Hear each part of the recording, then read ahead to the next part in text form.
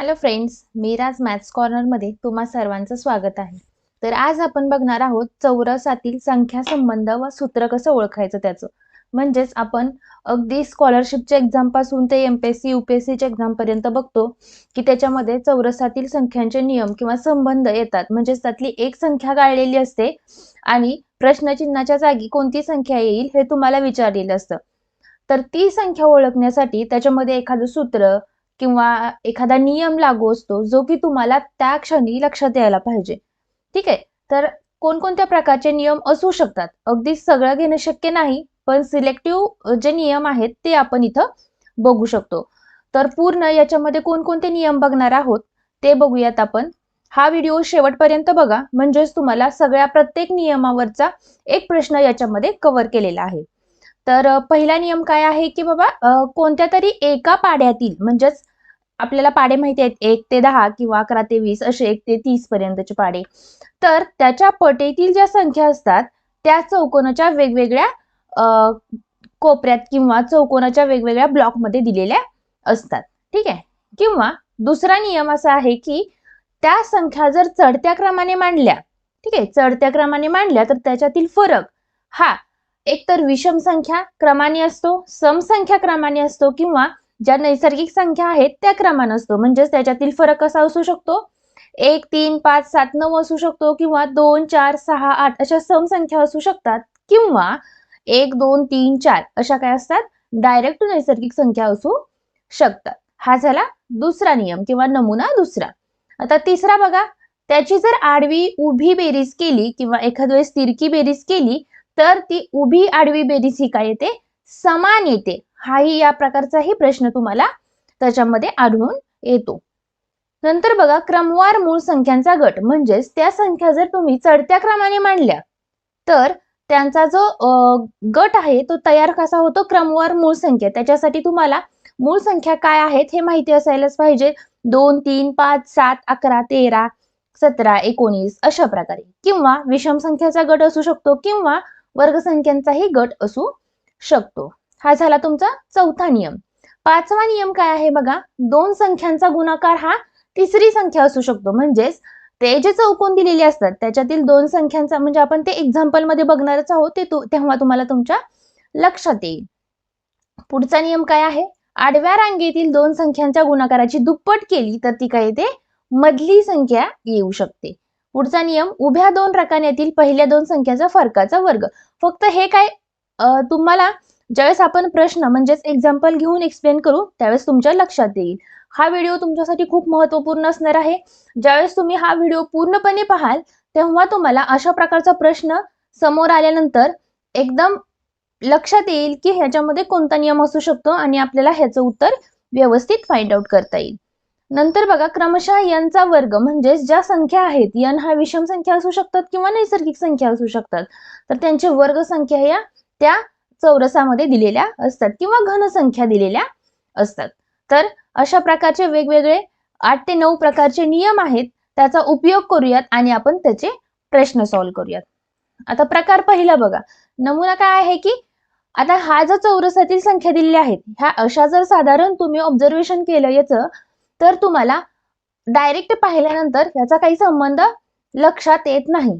पण जर तुम्हाला वेगवेगळे जर प्रश्न सॉल्व्ह करत असाल तुम्ही आणि त्याचे जे नियम आहेत ते जर तुम्ही बाजूला लिहून घेतले तर तुमच्या लक्षात येईल की आपण जे पाहतो तेच नियम असतात, जास्त वेगळे नसतात. तर आपण इथं पाहिलं तर 7 गुणिले 3 केल्यानंतर बघा 7च्या पटीतील सगळ्या संख्या आहेत. जो कोपरा आहे, म्हणजे कोपरा म्हणजे हा कोपरा, ठीक आहे, हा कोपरा, ठीक आहे. तर ह्या चौकोनाच्या कोपऱ्यातील संख्या आहेत त्या काय आहेत, 7च्या पटीत आहेत. म्हणजेच 7 गुणिले जर 3 केलं तर किती येतंय, 21 येतंय. नंतर 7 गुणिले 11 केल्यानंतर किती येतं, 77 येतं. 7 गुणिले 8 केल्यानंतर किती येईल, 56 येतं. म्हणजेच इथं 7 गुणिले किती केल्यानंतर 63 येतं, ते बघूयात आपण.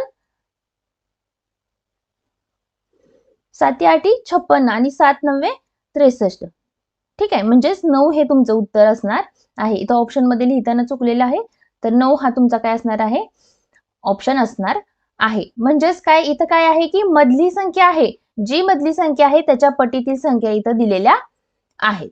आता नमुना पुढचा प्रकार दुसरा काय आहे बघा, म्हणजेच याच्यामध्ये कोणत्या प्रकारचा संबंध येतो, तर असं डायरेक्ट ऑब्झर्वेशन केल्यानंतर आपल्याला संबंध समजत नाही. जर आपण हे नंबर्स जर चढत्या क्रमाने लिहिले, म्हणजे चढत्या क्रमाने म्हणजे सगळ्यात लहान पहिला घ्यायचा, नंतर त्याच्यापेक्षा थोडा मोठा, नंतर त्याचा काय करायचे, ज्या किमती आहेत त्या वाढवत जायच्या. म्हणजेच नंतर 25 येईल, 49, 64 आणि 81 येईल. इथे येईल 64 आणि इथे येईल 81. ठीक आहे. त्यांचा जर फरक काढला आपण, 1 आणि 4 मध्ये कितीचा फरक आहे? 3. 4 आणि 9 मध्ये 5 चा फरक आहे. 9 आणि 7 मध्ये 16 चा फरक आहे. 16 आणि 25 मध्ये कितीचा फरक आहे बघा? 9 चा फरक. नंतर आता बघा 3, 5, 7, 9 म्हणजे इथं कितीचा फरक यायला पाहिजे? 11 चा फरक यायला पाहिजे. म्हणजेच 25 मध्ये जर 11 मिसळलं तुम्ही तर किती येतं? 36 येतं. म्हणजे इथं मिसिंग नंबर कोणता आहे? 36 हे तुमचं उत्तर असणार आहे. म्हणजे इथं 25 आणि 36 मध्ये 11चा फरक येईल. नंतर 36 आणि 49 मध्ये 13चा फरक येईल आणि याच्यामध्ये 15चा आणि इथं 17चा फरक येईल. म्हणजेच काय, इथं फक्त तुम्हाला एक्झाम्पल साठी सांगितलेलं आहे की विषम संख्यांचा फरक आहे. पण याच्यामध्येच काही व्हरायटी येऊ शकते. एक तर डायरेक्ट 1, 2, 3, 4, 5, 6 अशा संख्यांचा फरक येऊ शकतो किंवा सम संख्यांचा फरक येऊ शकतो. म्हणजेच 2, 4, 6, 8, 10 अशा संख्यांचाही फरक तुम्हाला तिथं येऊ शकतो किंवा वर्ग संख्यांचाही फरक येऊ शकतो. म्हणजे 1, 4, 9 अशा संख्यांचाही फरक येऊ शकतो किंवा समान संख्यांचाही फरक येऊ शकतो. म्हणजे कोणतीही समान संख्या म्हणजेच 10, 10, 10, 10 असाही फरक येऊ शकतो. तर अशा प्रकारचाही प्रश्न तुम्हाला याच्यामध्ये दिसून येतो. तर पुढच्या प्रकारचा प्रश्न बघूयात. नमुना 3.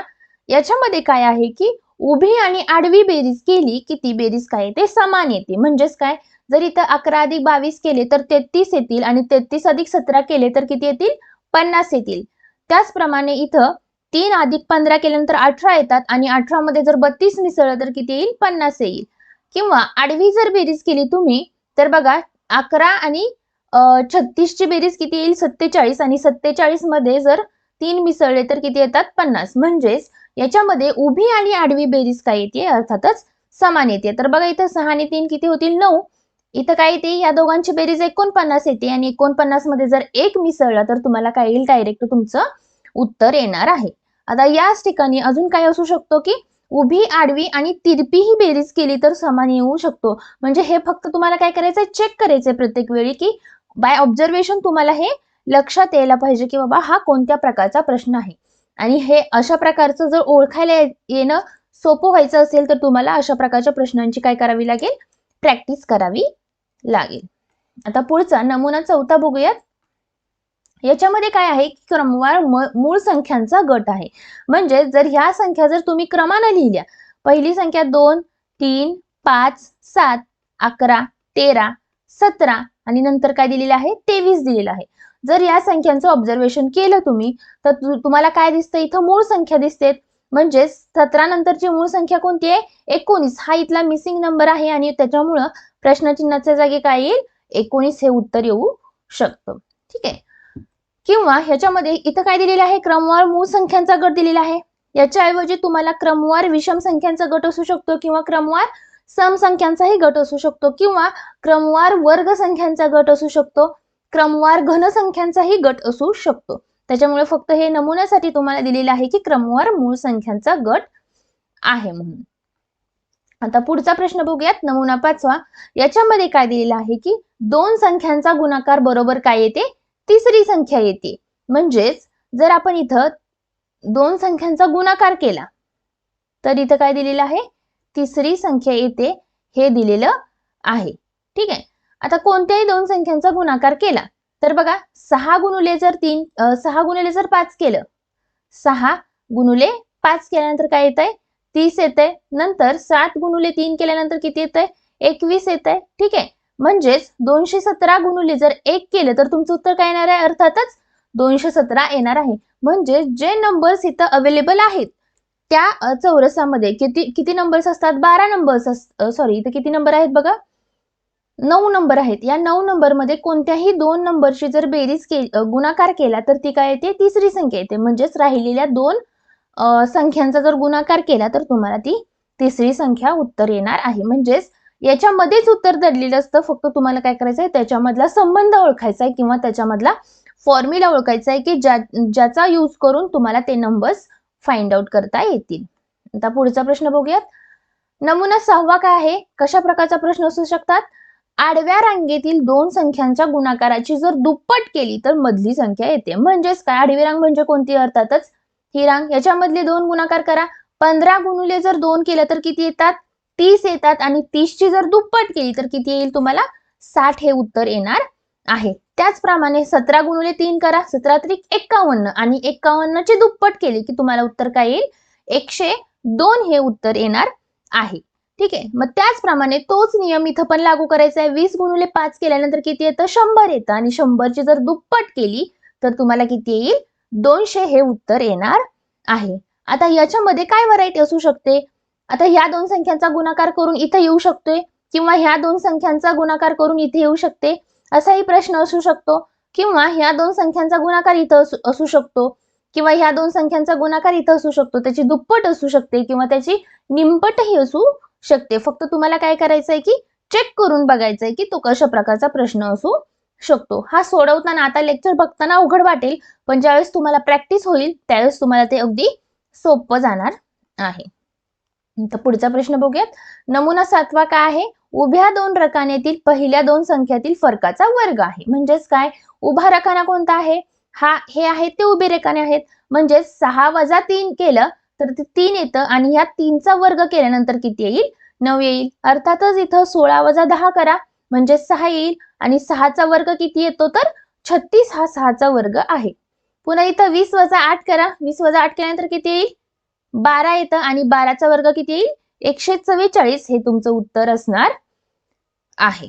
ठीक आहे. अगदी सोपं होतं. फक्त काय करायचं आहे की दोन रकान्यातील फरक काढायचा आहे आणि त्या फरकाचा काय करायचा आहे? तुम्हाला वर्ग लिहायचा आहे. आता पुढचा नमुना बघूयात. नमुना क्रमांक म्हणजेच प्रश्न क्रमांक 8वा बघूयात. आता याच्यामध्ये काय दिलेलं आहे की क्रमशः यांचा वर्ग येथे दिलेला आहे. अर्थातच आपण आधीच्या एक्झाम्पल मध्ये बघितलं होतं की ज्याच्यामध्ये क्रमवार मूळ संख्यांचा गट दिलेला होता. त्याचप्रमाणे इथं काय दिलेलं आहे? विषम संख्यांचा वर्ग. म्हणजेच हा बघा क्रमाने लिहिला तर 1 नंतर 9 25 25 नंतर काय दिलेलं आहे? 49 नंतर 81 नंतर 121 लिहिलेला आहे. 169 आणि 289. म्हणजेच काय? हा 1चा वर्ग आहे, हा 3चा वर्ग आहे, हा 5चा आहे, हा 7चा आहे, नंतर हा 9चा आहे, हा 11चा आहे, हा 13चा आहे आणि कशाचा मिसिंग आहे? तर 15चा वर्ग हा मिसिंग आहे. म्हणजेच 15चा वर्ग किती येतो? 225 हे तुमचं काय असणार आहे? उत्तर असणार आहे. अगदी सोप्या प्रकारचे प्रश्न आहेत. फक्त तुम्हाला त्याचे नियम आधी एकदा नजरेखालून गेलेले पाहिजेत. आता इथं काय? यांचा क्यूब किंवा घन दिलेला आहे. म्हणजेच काय? नंबर काय दिलेले आहेत? 1 8 नंतर 27 दिलेला आहे. इथं बघा 27 दिलेला आहे, 64 दिलेला आहे, नंतर 125 दिलाय, नंतर 216 343 आणि 512 दिलेला आहे. ठीक आहे. म्हणजेच काय? हा एक कशाचा घन आहे? 1चा, हा 2चा, हा 3चा, हा 4चा, 5चा, 6चा, 7चा आणि हा 8चा दिलेला आहे. म्हणजेच तुम्हाला मिसिंग कशाचा आहे? डायरेक्ट 1 2 3 4 5 6 7 8 म्हणजेच डायरेक्ट तुम्हाला 9चा घन काढायला लागेल. 9चा वर्ग 81 गुणिले 9 केल्यानंतर किती येतो? 729 हे तुमचं काय असणार आहे? उत्तर असणार आहे. अशा प्रकारे आपण काय पाहिलेलं होतं की 9 प्रकारचे चौरसातील संख्या नियम आणि त्याचे संबंध बघितलेले आहेत. जर तुम्हाला हा व्हिडिओ युजफुल वाटला असेल, इन्फॉर्मेटिव्ह वाटला असेल तर व्हिडिओला एक लाईक करा आणि तुमच्या फ्रेंड सोबत शेअर करा. आणि चॅनलला सबस्क्राईब करा, जेणेकरून तुम्हाला असेच नवनवीन व्हिडिओज आणि कन्सेप्ट क्लिअर होतील. थँक्यू.